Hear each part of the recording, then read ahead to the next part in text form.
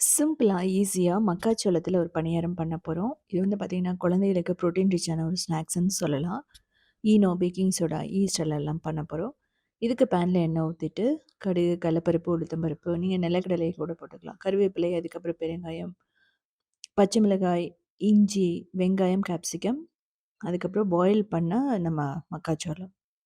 தேவையான அளவு மஞ்சள் தூள், புதினா, கொத்தமல்லி இதெல்லாம் போட்டுட்டு நல்லா மிக்ஸ் பண்ணணும். அதாவது நல்லா வதக்கணும்.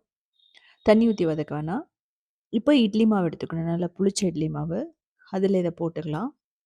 இது இல்லன்னா கூட நீங்க ரவை வந்து கொஞ்சம் ஈனம் போட்டு மிக்ஸ் பண்ணீங்க அப்டின்னா, 1 கப் ரவைய, தயிர் இதெல்லாம் போட்டீங்கன்னா, இது மாரி வந்துரும். இப்போ வந்து பார்த்தீங்கன்னா, பேன்ல நம்ம எண்ணெய் ஊத்திட்டு, இந்த மாரி சின்ன சின்னதா ஊத்தி நம்ம எடுத்துக்கலாம். பணியாரம் பேன்ல. அப்படி இல்ல அப்டின்னா, நீங்க ஊத்தப்பமா கூட வறுத்து எடுத்துக்கலாம்.